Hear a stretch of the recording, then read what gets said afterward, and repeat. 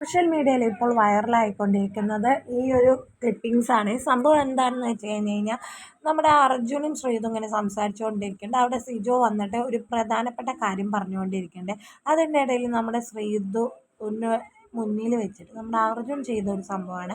Opposite നിൽക്കുന്ന ഏതോ ഒരാൾ, അതാരാന്ന് കാണിച്ചിട്ടില്ല കേട്ടോ, അത് ഏത് ലേഡിയാണെന്ന് കാണിച്ചിട്ടില്ല. നമ്മുടെ അർജുനിൽ നിന്ന് ഒരു പ്ലെയിങ് കേസ് കൊടുക്കുന്ന ഭാഗമാണ് നമ്മൾ കണ്ടുകൊണ്ടിരിക്കുന്നത്. ആ പ്ലെയിങ് കേസ് കൊടുത്തത് നമ്മുടെ ശ്രീതു ഇടക്കണ്ണിട്ട് നോക്കുന്നുണ്ട്, എന്തുട്ടാ കാണിക്കണേ എന്നുള്ള രീതിയിൽ. നമുക്കെല്ലാവർക്കും ഇത് മനസ്സിലാവാവുന്നതേ ഉള്ളൂ. അപ്പോൾ നമ്മുടെ അർജുൻ എങ്ങനെ കൊടുക്കുന്നുണ്ട്, അത് കഴിഞ്ഞിട്ട് വീണ്ടും കൊടുക്കുന്നുണ്ട്. അത് കഴിഞ്ഞതിന് ശേഷം ശ്രീതുവിൻ്റെ മുഖത്തേക്ക് നൈസായി അങ്ങ് നോക്കുന്നുണ്ട്. അപ്പോൾ ശ്രീതു കൈ കൊണ്ട് ആക്ഷൻ കാണിക്കാണ്, കട്ട് കട്ട് കട്ട്, അല്ലെങ്കിൽ സിസേഴ്സ് സിസേഴ്സ് എന്ന് ഉപയോഗിക്കാം. അതായത് ലൈൻ കട്ട് ലാലേട്ടൻ വന്നപ്പോൾ പറയാറില്ലേ, line cut line cut line cut എന്നൊക്കെയാണ് കമൻറ്റുകൾ വന്നിരിക്കുന്നത്.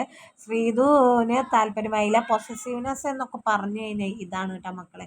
അർജുൻ പിന്നെ ഒരു അക്ഷരം വേണ്ടിയിട്ടില്ല. അർജുൻ അവിടെ ഡൗൺ ആയിപ്പോയി. കാരണം ശ്രീധു അങ്ങനെ പറയുമെന്ന് വിചാരിച്ചില്ല.